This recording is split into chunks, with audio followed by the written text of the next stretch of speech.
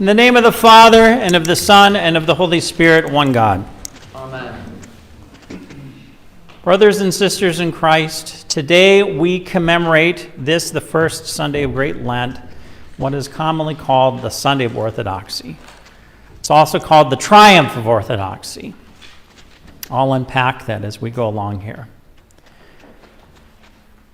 In reflecting upon today's theme and commemoration, it reminded me of a conversation I recently had with another Orthodox priest here in the area. Incidentally, we were talking about the Sunday of Orthodoxy celebration this evening, which will take place in Parma. But it took this side track. This priest is one of the senior priests in the Cleveland area. He's been here for decades. He grew up in his particular church, has always been Orthodox. And he's fascinated by this idea of people who convert to the Orthodox faith. So, of course, he had to ask me about converting to the Orthodox faith. If you notice, I tend not to talk about myself being a quote-unquote convert. That happened 25-ish years ago. There's a lot of water under the bridge. I tend not to think in those terms. But he asked me, he said, "How did you become Orthodox?" And I explained that as an adult, after college, I did convert to Christianity, and I was in a mainline Protestant denomination for 8 years. And he said, "Well, what was the primary factor that had you go from that denomination to becoming part of the Orthodox Church?" I said, "The main issue that I encountered was, like we have in the Orthodox Church, in that denomination, every Sunday we would recite the creed, the symbol of faith. I believe in one God, etc. I said the difficulty that I had is that in that 8-year period, more and more aspects of reciting that creed were asterisked or footnoted. Well, it may say that on a plain reading, but it really means this, and you don't have to believe this particular thing.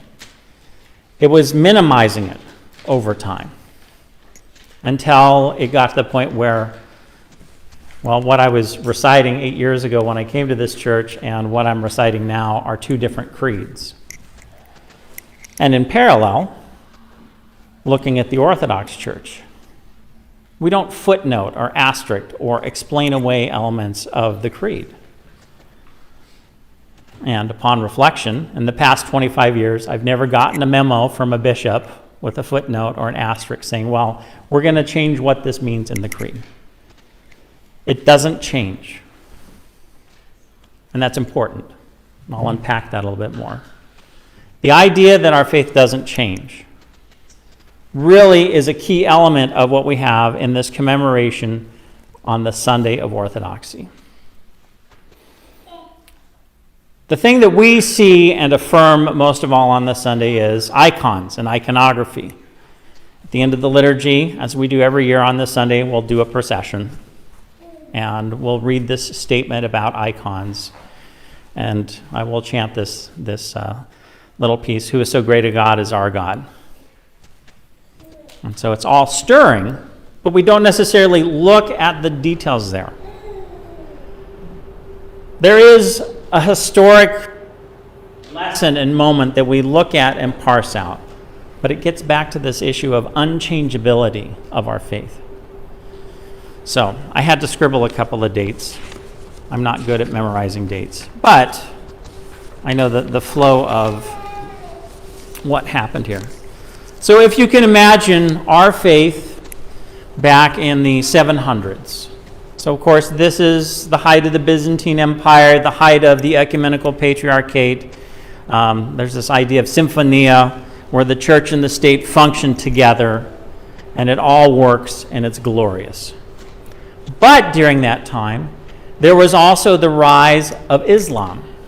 And one of the influences of Islam is not to have images. You can even see that today when you talk with people who are Muslim. They don't have depictions of God, and it's also considered blasphemous to have a pictorial representation of the Prophet Muhammad. No images. And because that was rising, and it was in the same place as our beloved Byzantine Empire and the Orthodox Church, that started influencing the life of the church until parties grew.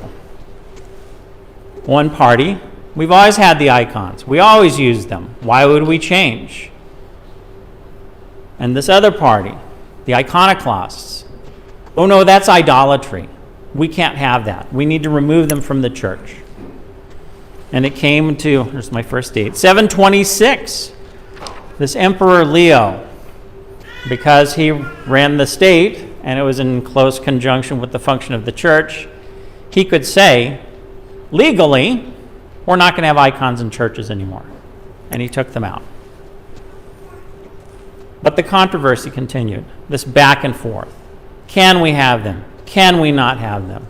Are they idolatry? Are they not idolatry? And because there's this legal thing happening with the government, you could get in trouble depending upon who was in charge and what their particular commitment was on that theological point. And this continued back and forth for another 60 years. And it finally got to the point where they convened an ecumenical council. And we talk about those in the life of our church. The example that I had at the beginning of my homily about the creed, that is a product of the first and second ecumenical councils, and why it doesn't change. The council gave it to us. The church accepted it. And it says very specific things and particular things. So, in 787, the church convened the seventh and final ecumenical council. And the primary issue was, what do we do about this issue of icons? And the nature of councils in general is they're convened to settle a controversy. And so that was the question that was brought up. What do we do about icons? Do we have them? Do we not have them? And why? Well, the decision of the council was, well, of course we have them. That's part of our faith. They've always been there. They're there for an important reason. So that decision was made. I'll explain why in a few moments. But even with that statement, the church at large still didn't resolve the issue. And so you still had the back and forth out in the streets, out in the various parish churches, and depending upon who you were and what your proclivities were, you went one way or the other. Icons, no icons. And this continued on for another 50-ish years. And finally, in 843, and this gets to why today is the Sunday of Orthodoxy, the empress, at that point, Empress Theodora, was firmly on the side of icons. She said, we had a council. This was decided. Her husband, the late emperor, had been an iconoclast. He'd been against the icons. But with his death, she said, this is bad that he died as an iconoclast. And we have to do something about that for the sake of his soul. And we have to restore, that's the language that's used, the restoration of icons.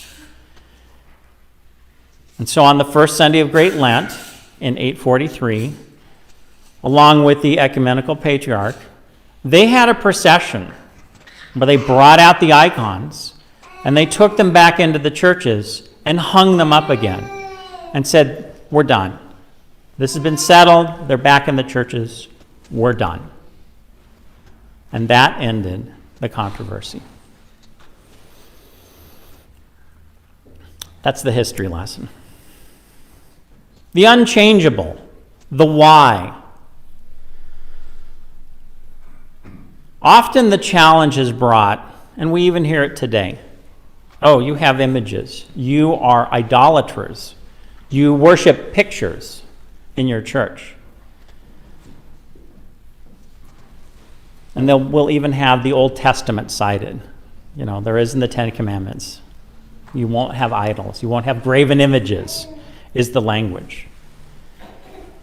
What is not clarified in that is that in the Old Testament circumstance, we kind of see this in the story of Moses going and receiving the tablets, and he comes back, and the people kind of lost their minds and built this golden calf. The thing is, the golden calf was understood as a god. This statue we built in and of itself is a god, and we worship it. And that was the common thought. And the response that this law in the Old Testament was having. People all around us are building things, not because they represent something, but they build this thing and they think it's a god. That's the idolatry. Worshipping actual things. Our understanding, and we'll have this common statement we often hear. It's kind of this nice popular thing. Icons are a quote-unquote window into heaven. And the Seventh Council made this very clear. In having images, it's not the wood, the paint, what have you. In this case, it's the laminate, laser printed, what have you. We're not actually worshiping this stuff. It points to something else. And a very clear element of it is Jesus Christ, when he was born, this is a big part of the nativity story, and lived among us. That was God incarnate. God walked on the earth in Jesus Christ, second person of the Trinity. Real man, real body, real face, real hair, real clothes, that by the people then could be seen. It can be represented. That's why we can do that. There's also this element with the saints, and this is a distinction that's made. Because the saints lived holy lives, through them, the light of Christ shines through. But there's this very important distinction that the council made. Images of Jesus Christ, we can worship the thing through that. So when we venerate an icon, I use that just in the general sense, venerate an icon of Christ, that's worship. It also applies over here because that's baby Jesus. All the other icons, when we venerate. We show honor. It is not worship. But it's recognizing that through their lives, the light of Christ has shone through. So that's the whys on that. That doesn't happen. It's because we understand Orthodox Church icons. That's just the way it is. Kind of like at every liturgy. You recite the creed just like it is. So the difficulty we face, and this is kind of that practicality, in highlighting that why, and in highlighting the history, and in highlighting how these things don't change, we encounter, when we walk out the doors of our church, this influence of wanting to minimize and reduce and subtract. And so you can end up, and kind of the logical conclusion of that is you can go to a church where, and I won't name specifics, I've been to a Protestant church in the area. You go into the worship space, the sign over the door says auditorium. You're there to hear things, and that's all that happens. And within that space, there are no images. There's not even a cross. It's no different from a high school auditorium. How do you worship in an auditorium? You can sing some songs that might make you feel happy. You may hear a lecture that may have some good elements in there and some important edifying things to hear, but is it worship? And that's the whole point. What we do here in the Divine Liturgy is worship. And it gets back to this business of icons and the creed and everything else. So the reminder I have to give you, our faith as Orthodox Christians is always about addition. There's more. There's always more. I know that our capacity to do more can be pressed at times, but there is always more. We have the icons. We could add more icons. You've probably been to churches, and if you go to the service tonight, you will be in one of these churches where every square inch of the walls is covered with icons. And we have candles that you see, incense that you smell, chanting that you hear.